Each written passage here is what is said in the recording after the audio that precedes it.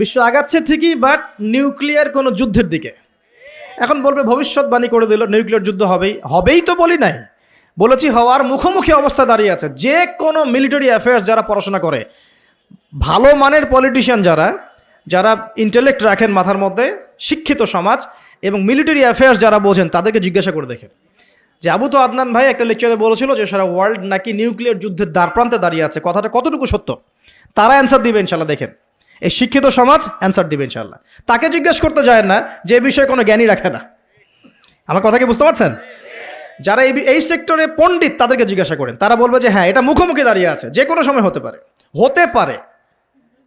আমরা নিউক্লিয়ার যুদ্ধ হবে কিনা তা তো আর আমরা কোরআন সুন্নাহয় পাইনি।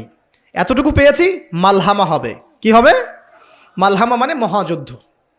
এটা বিভিন্ন কান্ট্রির মধ্যে জড়িয়ে পড়তে পারে, আল্লাহু আ'লাম বিসসাওয়াব। এতটুকু জেনেছি, ইরাকের ইউফ্রেটিস নদীর সোনার পাহাড়কে কেন্দ্র করে বিশাল যুদ্ধ হবে, এটা জেনেছি, হাদিসে আছে। শুধু তাই নয়, নবী সাল্লাল্লাহু আলাইহি ওয়াসাল্লাম বলেছেন প্রতি 100 জনের মধ্যে 99 জন মানুষ ওই যুদ্ধে মারা যাবে। যারা যুদ্ধে অংশ নিবে তাদের কথা বলা হচ্ছে। মুসলিমদেরকে বলা হচ্ছে তোমরা ওই সম্পদে হাতও দিবে না। ওই সম্পদ নেয়া তো দূরের কথা, ওখানে হাতও দিতে যেও না। আমার কথা কি বুঝতে পারছেন? তো দেখছেন বিশ্ব এগিয়ে যাচ্ছে, কিন্তু আমরা বলছি যে একটা নিউক্লিয়ার ওয়ারের দিকে এগিয়ে যাচ্ছে। দেখছেন ইকোনমিক্যালি আমরা খুব সমৃদ্ধ হচ্ছি, সারা বিশ্ব, তাই না? কিন্তু বিশ্বের অনেক দেশ, বিশ্বের অনেক কান্ট্রি ইকোনমিক্যালি এখন একটা দুরবস্থার সম্মুখীন হয়ে আছে। এটা রিয়েলিটি আর ভিজুয়াল ওয়ার্ল্ড এক জিনিস নয়। আপনি দেখছেন মেয়েরা খুব এগিয়ে যাচ্ছে, একদম ওই যে স্টেজে উঠে নাচানাচি করছে, অধিকার আন্দোলন এভরিথিং, তাই না? কিন্তু বাস্তবতা কি জানেন? বাস্তবতা হচ্ছে আমাদের মা বোনরা বেপর্দা হচ্ছে দিন দিন বেশি, এবং তারা এগিয়ে যাচ্ছে জাহান্নামের দিকে। আর নবীজি বলেছেন এই কথাই, শেষ জামানায় এক শ্রেণীর নারী বের হবে, নিসাউন, মহিলা, ক্যাসিয়াতুন, যারা কাপড় পরে থাকবে, আরিয়াতুন, তারপরেও নগ্ন হবে কাপড়, এবং তারা অন্যকে আকৃষ্ট করবে, যে সিডিউসড করবে, এবং অন্যের দিকেও আকৃষ্ট হবে, মানে নিজেও সিডিউস হবে। তো এই শ্রেণীর মেয়েরা কি এখন বের হয়নি? নবীজি বলেছেন এক শ্রেণীর মেয়ে বের হবে, পুরুষের পোশাক পরে থাকবে। কিসের পোশাক? পুরুষের পোশাক। এখানে শুধু বাহ্যিকভাবে পুরুষের পোশাক নয়, বাহ্যিকভাবে তো পুরুষের পোশাক পরেছেই অনেক আগেই। যান এই যে বনানী, আপনার শপিং মলস, গুলশান, ঢাকার বিগ সিটিজ, মেগা সিটিজের মেগা পয়েন্টগুলো তো যান, আপনি নিজের চোখেই দেখতে পারবেন। আপনার এখানেও আছে? আচ্ছা, যাই হোক, হ্যাঁ, থাকতেই পারে, কারণ এগুলো তো এখন ছড়িয়ে পড়েছে কিভাবে? এই যে মোবাইল ফোনের মাধ্যমে। এমন কোনো জায়গা নাই এখন, বিশ্বের এমন কোনো জায়গা নাই যেখানে এই ফিতনাগুলো আসলে ছড়িয়ে পড়ে নাই। সো তারা ছড়িয়ে পড়েছে। এখন নবী সাল্লাল্লাহু আলাইহি ওয়াসাল্লাম এটাই বলছেন যে মেয়েরা পোশাক পরিবর্তন হয়ে যাবে, ছেলেরা মেয়ের পোশাক পরবে, মেয়েরা ছেলের পোশাক পরবে। পরে নাই? আর কোন নিদর্শনের জন্য অপেক্ষা করছেন? শুধু পোশাক পরিবর্তন মানে বাহ্যিক পোশাক নয়, এখানে আপনার সমাজের ফাংশনাল রোলটাও চেঞ্জ হয়ে যাবে। মেয়েরা ছেলেদের জায়গায় আসবে, ছেলেরা মেয়েদের জায়গায় আসবে। এসেছে কি আসে নাই? আচ্ছা, একটা বড় সাইন বলেছেন নবী সাল্লাল্লাহু আলাইহি ওয়াসাল্লাম লাস্ট ডে বা কিয়ামতের, সেটা হলো যে সমাজের সবচেয়ে নিম্ন শ্রেণীর মানুষ, মানে যাদের পরনে কাপড় ছিল না এবং পায়ে স্যান্ডেল ছিল না, বড় লোকদের কথা বলা হচ্ছে না এই হাদিসের মধ্যে। এখানে বলা হচ্ছে যে আনতারাল হুফাতাল উরাতাল আলাতা রিয়া আশ-শাই ইয়াতাতাওয়ালুনা ফিল বুনিয়ান।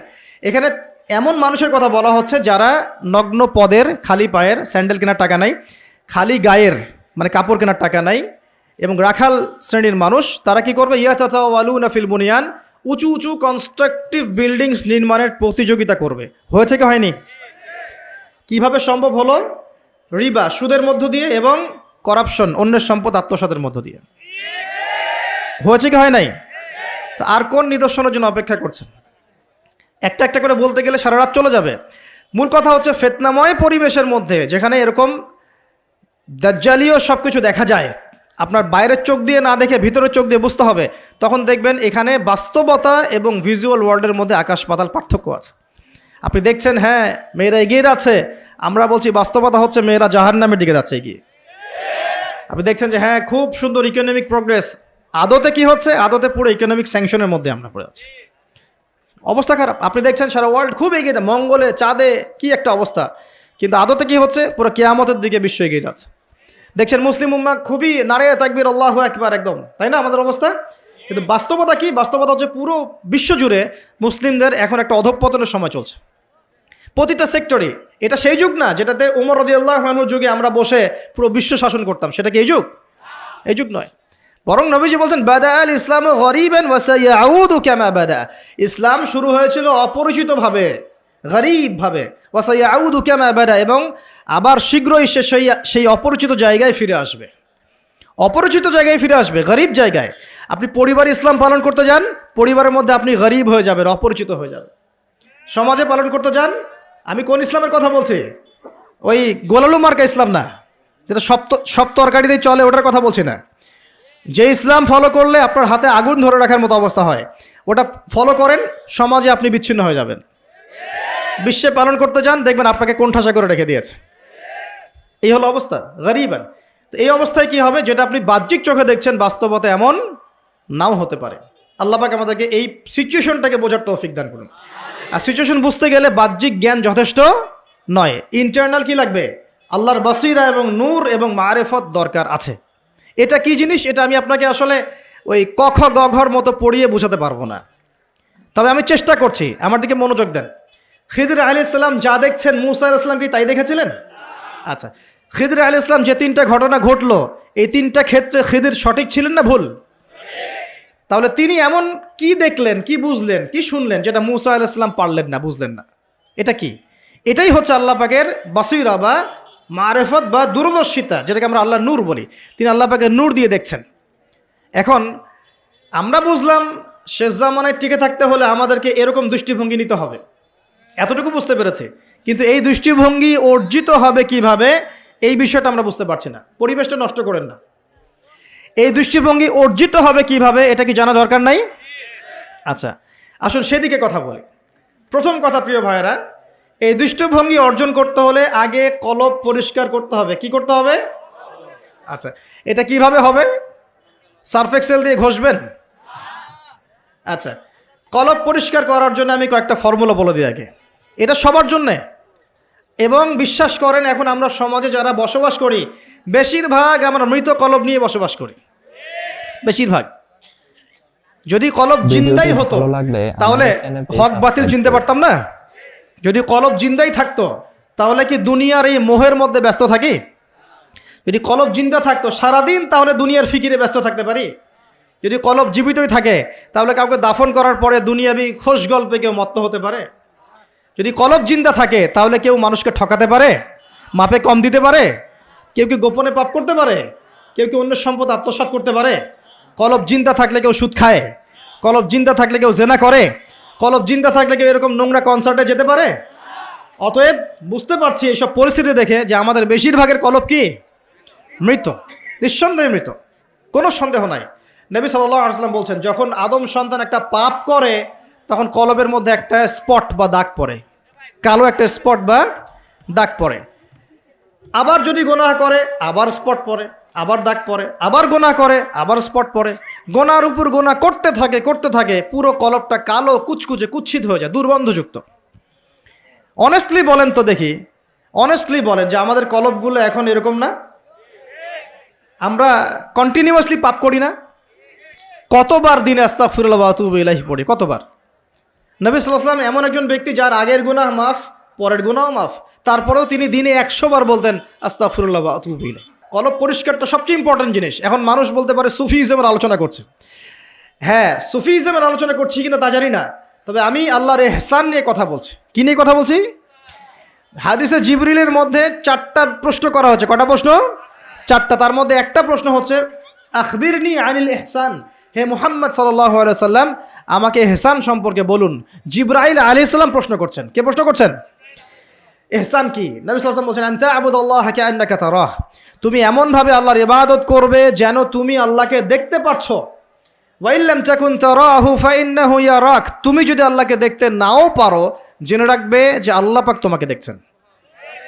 এই ফিলিংসটা মানুষের মধ্যে থাকলে কি মানুষ পাপগুলো কন্টিনিউয়াসলি করতে পারে? যদি পাপ হয়েও যায় সেটা তওবা করে ফিরে আসবে, তাই নয় কি? আচ্ছা, এখন দেখুন কি করতে হবে। এক নাম্বার বলছি যে অন্তরটাকে পরিচ্ছন্ন করতে হবে। পরিচ্ছন্ন করার জন্য প্রথম কাজ কি? প্রথম কাজ হচ্ছে 5 ওয়াক্ত নামাজকে আঁকড়ে ধরা। কি করা? 5 ওয়াক্ত নামাজকে আঁকড়ে ধরা। যদি আপনি জামাত মিসও করে ফেলেন, বাসায় পড়ে ফেলবেন, নামাজ বাদ দেওয়া যাবে না। মানে জামাত মিস করে ফেলেছি জন্য নামাজ বাদ এমন নয়। নামাজ জামাত মিস হয়ে গেছে, আচ্ছা হয়ে গেছে, ঘুমিয়েছিলেন বা মনে ছিল না বা ব্যস্ত ছিলেন, কথার কথা, যখনই সময় পেয়েছেন, মনে পড়েছে, ঘুম থেকে উঠেছেন, নামাজ পড়তে হবে, একাই পড়তে হবে। বাদ দিবেন আজকে থেকে? বরং আমরা চেষ্টা করব ইনশাআল্লাহ জীবনে যে নামাজগুলো কাজা হয়ে গেছে সেগুলো যেন হিসেব করে আদায় করে দেয়া সম্ভব হয়, এটাও চেষ্টা করা উচিত। আল্লাহ পাক তৌফিক দান করুন। আমি 1 নম্বর নসিহত, নামাজ ছাড়া যাবে না। কারণ একটা হাদিস যথেষ্ট। নবী সাল্লাল্লাহু আলাইহি ওয়াসাল্লাম বলেছেন যে মান তারাকা সালাতাম মুতাআম্মিদান ফাকাদ কাফারা, যে ব্যক্তি ইচ্ছাকৃতভাবে নামাজকে ছেড়ে দিল সে ব্যক্তি যেন কুফরি করলো। কি করলো? কুফরি করলো। মুয়াজ বিন জাবাল রাদিয়াল্লাহু আনহুর হাদিসে এসেছে, নবী সাল্লাল্লাহু আলাইহি ওয়াসাল্লাম বলেছেন মান তারাকা সালাতাম মুতাআম্মিদান ফাকাদ বারিআত মিন জিম্মাতিল্লাহ, যে ব্যক্তি ইচ্ছাকৃতভাবে তার উপর অর্পিত ফরজ নামাজ ত্যাগ করলো সে ব্যক্তি আল্লাহ পাকের জিম্মেদারি থেকে মুক্ত হয়ে গেল, তার উপর আল্লাহর কোনো জিম্মেদারি নাই। প্রথম নসিহত, যদি অন্তর পরিচ্ছন্ন করতে চাই, নামাজ মনে থাকবে ইনশাআল্লাহ। আল্লাহ আমাকে তৌফিক দান করুন, আপনাদের সবাইকে তৌফিক দান করুন। 2 নম্বর, বেশি বেশি কোরআন তেলাওয়াত। বেশি বেশি কি? কোরআন তেলাওয়াত। কোরআন তেলাওয়াতের কোনো বিকল্প নেই। প্রত্যেক দিন কিছু কিছু আয়াত এবং সূরাগুলো অবশ্যই তেলাওয়াত করার চেষ্টা করবেন। যেমন আমি বলে দেই, কিছু বলে দিই, মনে রাখেন, কিছু কিছু শিখেন। 1 নম্বর সূরা ফাতিহা, 2 নম্বর সূরা ফালাক, নাস, ইখলাস 3 বার করে সকাল সন্ধ্যা। সূরা ফালাক, নাস, ইখলাস, কুল হুয়াল্লাহু আহাদ, কুল আউযু বিরাব্বিল ফালাক এবং কুল আউযু বিরাব্বিন নাস 3 বার।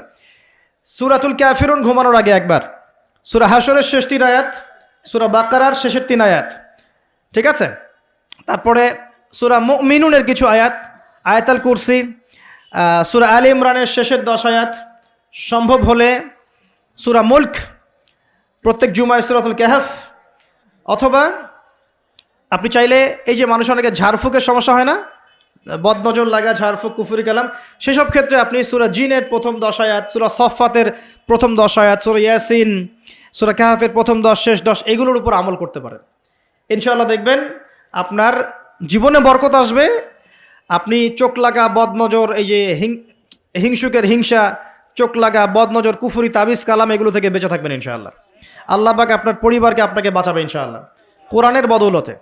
এবং এগুলো যদি মুখস্থ করে ফেলতে পারেন এবং নিয়মিত মাঝে মাঝে নামাজে পড়েন, এমনি তেলাওয়াত করেন, ইনশাআল্লাহ তাআলা কোরআন আপনার জীবনে প্রোটেকশন নিয়ে আসবে, আল্লাহর রহমত বরকত নিয়ে আসবে ইনশাআল্লাহ। এবং কোরআনের মধ্যে কি আছে? শেফা, আরোগ্য আছে। ওয়া নুনাজ্জিলু মিনাল কোরআন মা হুয়া শিফাউ ওয়া রাহমাতুল লিল মুমিনিন।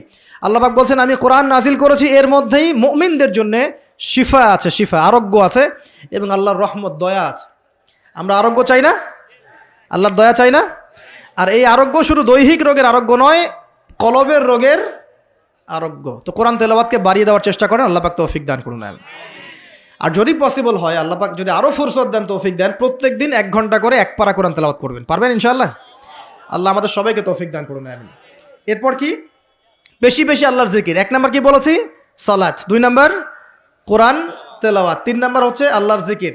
বেশি বেশি আল্লাহর জিকির। আল্লাহর জিকির মানে শুধু আল্লাহ আল্লাহ এটাকে বোঝাচ্ছি না আমি। আল্লাহর জিকির মানে আপনি সবসময় ফিল করবেন, আল্লাহকে স্মরণ করবেন যে আল্লাহ পাক আপনাকে দেখছেন, আপনি আল্লাহর ইবাদত করছেন, আল্লাহ আপনাকে দেখছেন। আপনি আল্লাহকে দেখতে না পারলেও আল্লাহ আপনাকে দেখছেন, আল্লাহ আপনার কথা শুনছেন, আল্লাহ হাজির নাজির, আপনি ফিল করবেন।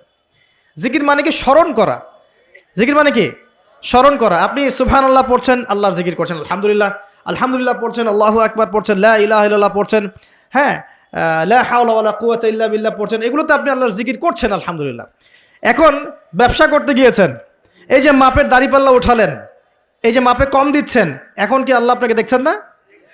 এই যে আপনি আল্লাহকে স্মরণ করছেন যে আল্লাহ আমাকে দেখছেন, মাপে কমটা দেওয়া যাবে না, যদিও কাস্টমার বুঝতে পারছে না। এই যে আপনি আল্লাহকে স্মরণ করলেন, এটাই আল্লাহর জিকির। এটা কি? আল্লাহর জিকির। আপনি ওই যে স্কুলে গিয়েছেন বা কলেজে গিয়েছেন, এখন মাশাআল্লাহ আপনার তো বান্ধবীর অভাব নাই, কয়েকজন বান্ধবী আপনাকে ফোর্স করছে, চল ওখানে গিয়ে কফি খাই, এই করি সেই করি, আজকে ঘুরে আসি রমনা পার্ক, নাকি? তো এখন আপনি আল্লাহকে স্মরণ করছেন যে আমি আল্লাহকে দেখতে না পারলেও আল্লাহ তো আমাকে দেখছেন, না আমি তোমাদের সাথে যেতে পারবো না, এটা আমার জন্য জায়েজ নাই। এই যে আপনি আল্লাহকে স্মরণ করলেন, এটার নাম কি? আল্লাহর জিকির। সমাজের দায়িত্ব পেয়েছেন, আলহামদুলিল্লাহ, দায়িত্ব পাওয়া খারাপ কিছু নয়, এটাকে সঠিকভাবে পালন করাটাই চ্যালেঞ্জ। দায়িত্ব ভিডিওটি পাওয়া ভালো খারাপ লাগলে কিছু নয়, আমাদের চ্যানেলটি সাবস্ক্রাইব দায়িত্বটাকে করুন। সঠিকভাবে পালন করাটা চ্যালেঞ্জ। দায়িত্ব পালন করতে গিয়ে আপনি ন্যায় বিচার করছেন, যখন দেখছেন যে এমন একটা বিচার সামনে চলে আসছে যে এখানে তো সমস্যা, এখানে ন্যায় বিচার করলে আমাকে হয়তো কিছু প্রতিবন্ধকতা শিকার হতে পারে, আর যদি অন্যায় করি তাহলে দুনিয়ার স্বার্থ আছে। এখন আপনি যদি অন্যায়টাকে বেছে নেন, আপনি আল্লাহ জিকির করেন নাই। যদি তখন আপনি ন্যায়টাকে বেছে নেন, আপনি তখনও আল্লাহ জিকির করেছেন। আল্লাহ জিকির শুধুমাত্র সুবহানাল্লাহ, আলহামদুলিল্লাহ, তাসবিহ তাহলিলে নয়, সমাজে চলতে ফিরতে উঠতে বসতে সবখানে আল্লাহ জিকির আছে। আল্লাহ স্মরণ, আল্লাহকে স্মরণ কর, আল্লাহ পাক তৌফিক দান করুন। আমি তো জিকির বাড়িয়ে দেই। 4 নাম্বার কি? 4 নাম্বার হচ্ছে জ্ঞান অর্জন, মানে বেশি বেশি কোরআন সুন্নাহর জ্ঞান অর্জন করেন, আল্লাহর নূর মারিফত পাওয়া যাবে ইনশাল্লাহ। 5 নাম্বার একটা বলে দেই, সেটা হলো আল্লাহওয়ালা মানুষ, যারা আল্লাহওয়ালা মানুষ, আল্লাহর এবং রাসূলের কথা বলেন, যারা মুত্তাকি, পরহেজগার এবং সৎ, এইসব মানুষদের সাথে সংস্পর্শে থাকেন, আল্লাহ পাকের নূর পাওয়া যাবে ইনশাআল্লাহ। আর 5টা কথা বললাম, খালি অনলি 5টা। এগুলোর পাশাপাশি আর 5টা বিষয় আছে, যাওয়া যাবে না। 5টা বিষয়ে যাওয়া যাবে না। 1, হিংসা মনে রাখাই যাবে না। মনে যার হিংসা আছে তার সাথে আল্লাহর নূরের কোনো সম্পর্ক নেই। সে কোশ্চিন কালেও খিদির হতে পারবে না। তার বড় বড় ডিগ্রি থাকতে পারে, সার্টিফিকেট থাকতে পারে, মনে হিংসা দিয়ে ভর্তি, কোশ্চিন কালেও আল্লাহ নূর এবং মারিফত অর্জন করতে পারবে না, সম্ভব না। কলবুন সেলিম, বিশুদ্ধ কলব, অবনত চিত্তের কলব না থাকলে এটা সম্ভব নয়। অতএব হিংসা করবেন। এখন তো হিংসার যুগ, এখন তো ওই যে বললাম না, ছেলে মেয়ে হয়ে যাচ্ছে, মেয়ে ছেলে হয়ে যাচ্ছে।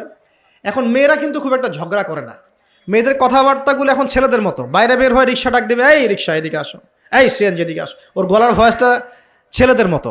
আর ছেলেটা কি করে দেখবেন, যে কোনো একটা ইস্যু পাক বা না পাক, অনলাইনে ফেসবুকে বসে আহলুল কমেন্ট, এখানে দেখবেন সারাদিন ঝগড়া করছে। ঝগড়া করে করে করে লাস্টে বলবে যে আমিন না লিখে কেউ যাবেন না। এই হলো অবস্থা। দেখবেন ঝগড়াটা একটা স্বভাব ছেলেদের মধ্যে আসছে। ছেলেটা ঝগড়া করবে কেন? ছেলেরা মারামারি করে সরাসরি নাকি? ছেলেরা কি ঝগড়া করে নাকি? দীর্ঘদিনের ইতিহাস পড়ে দেখেন না আপনি, পুরো ওয়ার্ল্ডের হিস্ট্রি ঘেটে দেখেন, দেখবেন ছেলেদের গায়রত, ব্যক্তিত্ব ছিল না? যুদ্ধ বিগ্রহ করবে ছেলেরা, বক্সিং খেলবে ছেলেরা, জিম করবে ছেলেরা, মার্শাল আর্ট শিখবে ছেলেরা এগুলো করবে। ছেলেরা চুলকাচুলকি ঝগড়া করে নাকি? চুলাচুলি করে নাকি ছেলেরা? এখন দেখবেন ফেসবুকে ঢুকলেই ছেলেরা কিন্তু মেয়েলি ঝগড়া করে। দেখছেন, খেয়াল করছেন? এ দেখেন সাইকোলজিক্যাল পরিবর্তন হয়েছে। ছেলেটা মেয়ে হয়ে যাচ্ছে, মেয়েদের মধ্যে সাইকোলজিক্যালি ছেলেদের প্রভাব বিস্তার হচ্ছে। অতএব হিংসায় যায়েন না, এটা হিংসার যুগ। হাবিল হন, কাবিল হয়েন না। আপনি হাবিল হন, কাবিল হতে চান না। কারণ কাবিলের আমল নামায় নবী সাল্লাল্লাহু আলাইহি ওয়াসাল্লাম বলেছেন, কিয়ামত পর্যন্ত যত মানুষ খুন হবে, হাদিসটা শোনেন, কিয়ামত পর্যন্ত যত মানুষ খুন হবে, সমস্ত খুনের একটা পাপের অংশ কাবিলের আমল নামায় যুক্ত করা হবে। কারণ কি? কারণ পৃথিবীর ইতিহাসে সেই প্রথম খুনের সিলসিলা চালু করেছিল, সে তার ভাই হাবিলকে হত্যা করেছিল। তা হাবিল কাবিলের এই সুন্নত এখন নাই? আছে। মুসলিমদের মধ্যে দেখবেন বহু কাবিল ঘুরে বেড়াচ্ছে, আছে না? হাবিলের সুখ ওর ভালো লাগছে না, হাবিলের উন্নতি অগ্রগতি ওর পছন্দ হচ্ছে না, হাবিলের কুরবানি আল্লাহর কাছে কবুল হচ্ছে, ও সহ্য করতে পারছে না, এই জন্য সে কাবিল হয়ে গেছে আর কি। এরকম কাবিলের সংখ্যার অভাব নাই তো পৃথিবীতে। আর আমি বারবার বলছি যে ভিতরের শত্রু চেনা খুব ডিফিকাল্ট, বাইরেগুলো চেনা যায়। আমরা দোয়া করি আল্লাহ রাব্বুল আলামিন ভিতর এবং বাহিরের সব ধরনের শত্রুতা থেকে ইসলামকে হেফাজত করুন, আমিন। এবং যারা দুনিয়ার স্বার্থে ইসলামের বিরুদ্ধে শত্রুতা করবে, আল্লাহ পাক ওদের শেকড়টা উপরে ফেলে দেন যেন। সামনে যান। 1 নাম্বার কি রাখা যাবে না? হিংসা। একটা কথা বলে শেষ করি, আপনি যদি কারো প্রতি হিংসা করেন তাহলে কি হবে? আপনার ক্ষতি কি? আপনার যত নেক আমল ধ্বংস হয়ে যাবে। হিংসা সেভাবে নেক আমলকে পুড়িয়ে দেয় যেমন করে আগুন কাঠকে পুড়িয়ে দেয়। হাদিস শুনেছেন হাদিসটা? হিংসা সেভাবে নেক আমলকে পুড়িয়ে দেয় যেভাবে আগুন কাকে পুড়িয়ে দেয়? কাঠকে। কাঠে আগুন ধরিয়ে দেন, কাঠ বাকি থাকে, কয়লা ছাই হয়ে যাবে। ঠিক একইভাবে আমল নামের নেকি সব ছাই হয়ে যাবে। আর যদি আপনাকে কেউ হিংসা করে, ঈর্ষা করে, মানে ঈর্ষা না, হিংসা করে এবং আপনার দিকে বদনজর দেয়, হ্যাঁ, আপনার ক্ষতি চায়, আপনার সাথে কুফুরি করে ইত্যাদি, তাবিজ কবজ করে, তখন আপনারও ক্ষতি হতে পারে। চোখ লাগলে, বদনজর হলে, তাবিজ কবজ, আপনার ক্ষতি হতে পারে। আর এই ক্ষতি থেকে আপনি বাঁচবেন কিভাবে? এটা তো আপনার হাতে নাই, তাই না? কেউ যদি আপনাকে হিংসা করে, এটা তো আপনার হাতে নাই, আছে? নাই। একটা উপায় হচ্ছে মানুষের থেকে নিজেকে যত পারেন আড়াল করার চেষ্টা করেন। এই যে বারবার বলি না, এত শোডাউনের দরকার নাই, ফেসবুকের দরকার নাই, অনলাইনের এই যে ছবি টবির দরকার নেই, এমনি এমনি বলি না। ভিডিওটি ভালো লাগলে আমরা চাই যে আমাদের মানুষ চ্যানেলটি থেকে সাবস্ক্রাইব যতটা করুন। পারি আড়াল হতে, যতটা সম্ভব, কারণ এখন তো এর চেয়ে বেশি কিছু পাচ্ছি না। এতে ক্ষতি আছে, মানুষের চোখ লাগে। এখন আপনি বাঁচবেন কিভাবে? প্রতিদিন সূরা ফালাক, সূরা নাস, ইখলাস সকাল সন্ধ্যা 3 বেলা করে, সকাল সন্ধ্যা 3 বার করে সূরা ফালাক, সূরা নাস, সূরা ইখলাস। প্রত্যেক নামাজের পর আয়াতুল কুরসি, ঘুমানোর আগে আয়াতুল কুরসি, সূরা বাকারার শেষের আয়াত, সূরা মুলক। এই যে কোরআনিক চিকিৎসাগুলো আপনি যদি গ্রহণ করেন, ইনশাআল্লাহ তাআলা আপনি চোখ লাগা থেকে বাঁচবেন ইনশাআল্লাহ। ইনশাআল্লাহ আপনি বদনজর থেকে বাঁচবেন, হিংসার কুপ্রভাব থেকে বাঁচবেন ইনশাআল্লাহ। তো এগুলো কিন্তু হেলা কথা বলছি না, এটা এত মারাত্মক। নবী সাল্লাল্লাহু আলাইহি ওয়াসাল্লাম বলেছেন যে চোখ লাগা বদনজরগুলো এত মারাত্মক যে একটা জীবন্ত উটকে রান্নার পাত্রে নিয়ে আসতে পারে। এত ডেঞ্জারাস, এত ডেঞ্জারাস।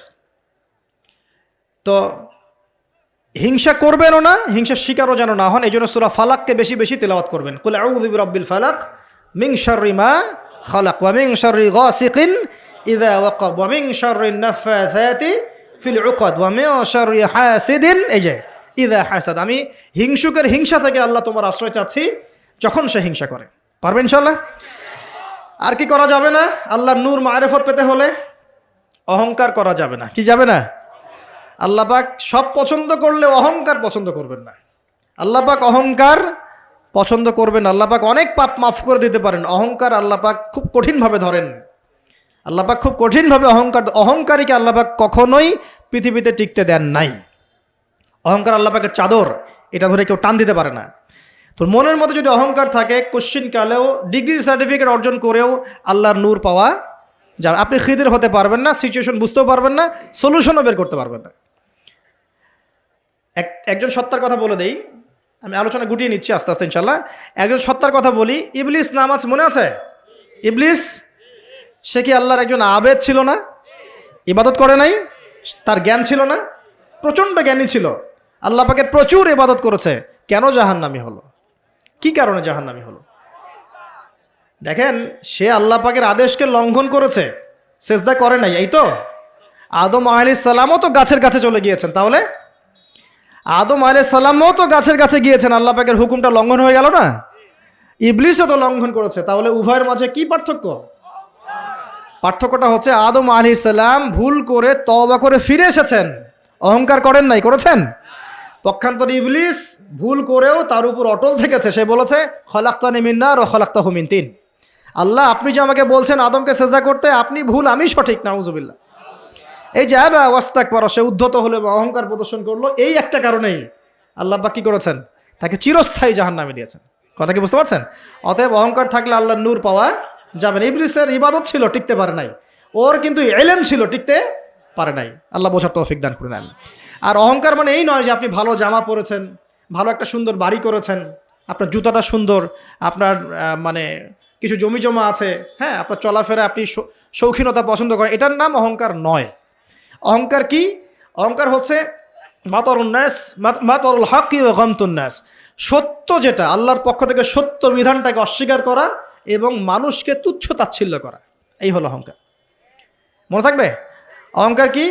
সত্যকে প্রত্যাখ্যান করা এবং মানুষকে কি করা? তুচ্ছ তাচ্ছিল্য করা। একজন মুমিন ভাইয়ের খারাপ হওয়ার জন্য এতটুকু যথেষ্ট যে সে আরেকজন মুমিন ভাইকে তুচ্ছ তাচ্ছিল্য করছে। ইবলিস অহংকার করেছে বলে কি হয়ে গেল? আল্লাহ পাক তাকে রিজেক্ট করলেন। তো আল্লাহ রাব্বুল আলামিন আমাদের সবাইকে অহংকার থেকে দূরে রাখুন, আমিন। এবং আমাদের মনে যদি অহংকার থেকে থাকে, এগুলোকে দূর করে ফেলার তৌফিক আল্লাহ পাক দান করুন। কিভাবে? দুটো কাজ করলে দূর হয়ে যাবে। এক, বেশি বেশি মৃত্যুর কথা স্মরণ করলে, যখন আমি ভিতর থেকে ফিল করব যে হ্যাঁ আমাকে মারা যেতে হবে, আমার হিসেব আমাকে দিতে হবে, তখন দেখবে নিজেকে নিয়েই মানুষ বেশি ব্যস্ত থাকবে। আর যখন মানুষ নিজে অহংকারী হয়ে যায়, মনে করেন আমি তো পার পেয়ে গেছি, তখন মানুষ অন্যের দিকে বেশি তেল দেওয়া শুরু করে, অন্যের চরকায় বেশি তেল দেওয়া শুরু। আগে না বাবা, নিজের চরকায় আগে তেল দাও। তুমি নিজের আমলের কি অবস্থা, আকীদার কি অবস্থা, আল্লাহকে পেলাম কিনা, কোরআন পড়তে জানি কিনা, হাদিস কতটুকু মুখস্থ করলাম, কতটুকু দাওয়াতের কাজ করলাম, দিনের জন্য কি করলাম, এই ফিকির আগে করো তুমি, তারপরে না মানুষের দিকে চোখ দাও। আচ্ছা, আরেকটা কি? কোরআন বেশি বেশি তেলাওয়াত করা। নবীজি বলেছেন এই দুটো কাজ যে ব্যক্তি করবে, বেশি বেশি পরকালের কথা স্মরণ করবে এবং কোরআন তেলাওয়াত বাড়িয়ে দিবে, ইনশাআল্লাহ তার মনটা অহংকার থেকে দূর হয়ে যাবে ইনশাআল্লাহ, অন্তরটা পবিত্র হবে ইনশাআল্লাহ আযজা ওয়া জাল। হিংসা করা যাবে না আল্লাহ নূর পেতে হলে, অহংকার করা যাবে না। 3 নাম্বার একটা জিনিস বলে দেই কি করা যাবে না, কাউকে অপবাদ দেওয়া যাবে না। কাউকে কোনো মিথ্যা অপবাদ দিলে অন্যের হকে আপনি দায়গ্রস্ত হয়ে যাবেন, তখন অন্যের হকের দায়গ্রস্ততা পূরণ করতে আল্লাহর কাছে আপনাকে কঠিন বিচারের সম্মুখীন হতে হবে। অন্যের উপর অপবাদ দিলে, অন্যের নামে গীবত করলে এবং সমালোচনার অপসংস্কৃতির চর্চা করতে থাকলে আল্লাহর নূর পাওয়া যাবে না। 4 নাম্বার কি? 4 নাম্বার পরশ্রী কাতরতা। অন্যের সুখ দেখে, উন্নতি দেখে, অগ্রগতি দেখে আপনার সহ্য হয় না, জলে। ঠিক আছে, এইরকম মিন মাইন্ডেড মানে ছোট লোকের মনোভাব থাকলে কোশ্চিন কালে আল্লাহর নূর কলবে আসবে না। আর 5 নাম্বারটা হচ্ছে মানুষের প্রতি দয়ালু হতে হবে। কি হতে হবে? দয়ালু। দয়ালু মানে কি? যে সবাইকে আগে নিজের ভাই মনে করতে হবে। একজন ব্যক্তি পলিটিশিয়ান হোক, মিলিটারি সেক্টরে থাকুক, পুলিশ হোক, বিজিবি হোক, আনসার হোক, সাধারণ মানুষ হোক, যুবক যুবতী, কিশোর কিশোরী যেই হোক, এদেশের সবাই আমার আপন ভাইয়ের মতো, সবাই আমাদের ভাই, সবাই মুসলিম ভাই। হ্যাঁ, ওদের মধ্যে মাযহাবী পার্থক্য থাকতে পারে, তরিকার পার্থক্য থাকতে পারে, পলিটিক্যালি পার্থক্য থাকতে পারে, মতাদর্শের পার্থক্য কি থাকতে পারে না? থাকতে পারে। সবার মত কি একরকম হতেই হবে? কিন্তু তারা সবাই আমার মুসলিম ভাই। যতক্ষণ পর্যন্ত না তারা প্রকাশ্য কোনো কুফরির ঘোষণা দিয়েছে, ততক্ষণ পর্যন্ত কি সবাই মুসলিম ভাই। আগে সবাইকে ভাই মনে করে জনদরদিত হতে হবে। আগে সবার ভালোটা বুঝতে গেলে আগে জনদরদিত হতে হবে, রহম দিলওয়ালা হতে হবে। আপনি হকের উপর থাকবেন, ন্যায়টা ন্যায় হবে, অন্যায় অন্যায়। ন্যায় যদি আমার দুশ্মনও করে সেটাও ন্যায়, আর অন্যায় যদি আমার বাড়ির লোক করে সেটাও অন্যায়। একটা সৎ অন্তর লাগবে তো আগে। এই রহম দিলওয়ালা না হতে পারলে খিদির হওয়া যাবে না। কারণ আল্লাহ পাক খিদির সম্পর্কে বলেছেন যে আমি খিদির আলাইহিস সালামকে আমার পক্ষ থেকে রহমত দিয়েছিলাম, দয়া দিয়েছিলাম। সুবহানাল্লাহ। ওয়া আল্লামনাহু মিন লাদুন্না ইলমা, এবং আমি আল্লাহ খিদিরকে আমার পক্ষ থেকে জ্ঞান শিক্ষা দিয়েছিলাম।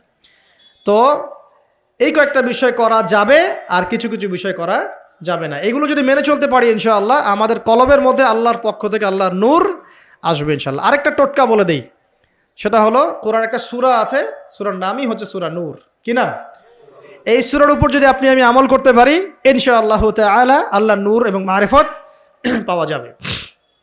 কেন পেতে হবে এগুলো? কারণ এগুলো পেলে আমরা সেটা দেখব যা সবাই দেখতে পারবে না, আমরা সেটা শুনবো সবাই সেটা শুনবে না, আপনি সেটা উপলব্ধি করবেন সবাই সেটা উপলব্ধি করতে পারবে না।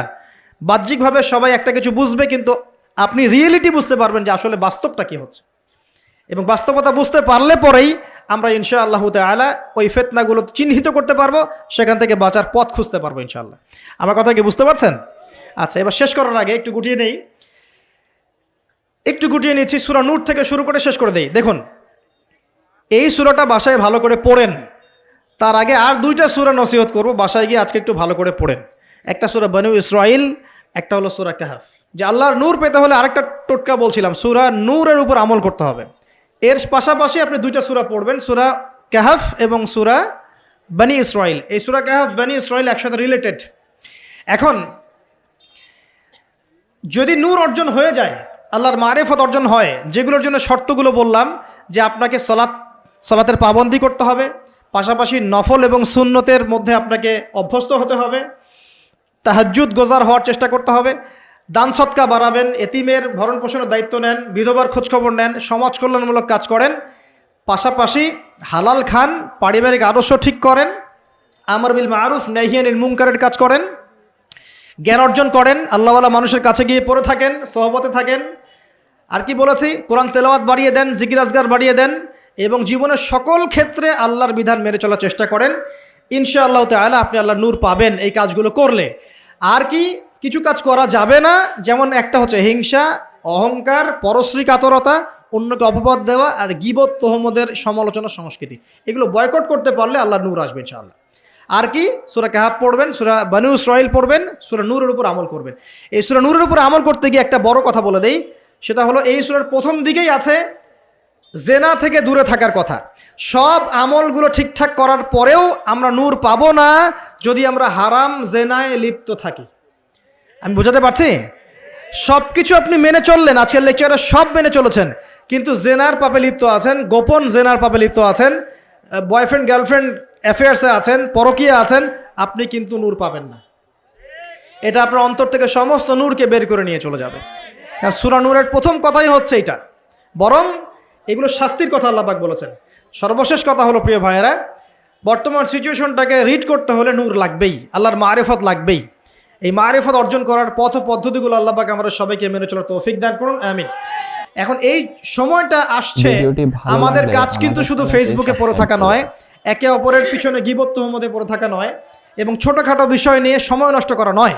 আমাদের কাজগুলো পড়াশোনা করা, পারিবারিক আদর্শ ঠিক করা, সৎ কাজের আদেশ করা, অসৎ কাজে নিষেধ করা, আল্লাহ নূর অর্জন করা, আল্লাহওয়ালা মানুষের কাছে থাকা, এবং উম্মাকে বিভক্ত করতে যায় না, ঐক্যবদ্ধ করার চেষ্টা করেন। আমাদের উপরে যারা আছে যে কোনো সেক্টরে, তাদের সাথে শত্রুতা পোষণ করার প্রয়োজন নেই, বরং দোয়া করতে শেখেন এবং তাদের ভুলভ্রান্তিগুলোকে গঠনমূলকভাবে ধরিয়ে দেন। আরও বলবো যে তাদেরকে উত্তম নসিহত করেন এবং আল্লাহর কাছে বেশি বেশি দোয়া করেন আল্লাহ রাব্বুল আলামিন যেন আমাদের উপরে এমন কিছু মানুষকে এনে দেন যাদের মধ্য দিয়ে ইসলামের খেদমত হবে ইনশাআল্লাহ, ইসলাম এগিয়ে যাবে ইনশাআল্লাহ তাআলা। আল্লাহ পাক আমাদের সবাইকে পবিত্র কোরআন এবং হাদিস অনুযায়ী জীবনযাপন করার তৌফিক দান করুন এবং আমাদের সবাইকে আল্লাহ পাকের নূর ও মারিফত অর্জন করার তৌফিক দান করুন। আমাদের কলবের যত ত্রুটিগুলো আছে আল্লাহ পাক সেগুলোকে দূর করে দিন। আল্লাহ পাক আমাদের পরিবারের আদর্শগুলো সুন্দর করে দিন। আমাদের মা বোনদেরকে খাস পর্দায় থাকার তৌফিক দান করুন। আমরা দোয়া করবো যে আল্লাহ রাব্বুল আলামিন আমাদের সন্তান সন্ততি যারা আছে তাদেরকে মুসলিমের মতো মুসলিম রূপে মানুষ করার তৌফিক দান করুন। ভিডিওটি ভালো লাগলে আমাদের চ্যানেলটি সাবস্ক্রাইব করতে ভুলবেন না। আপনার কাছে কোন হুজুরের ওয়াজ সবচাইতে বেশি ভালো লাগে তা অবশ্যই কমেন্টে জানিয়ে যাবেন।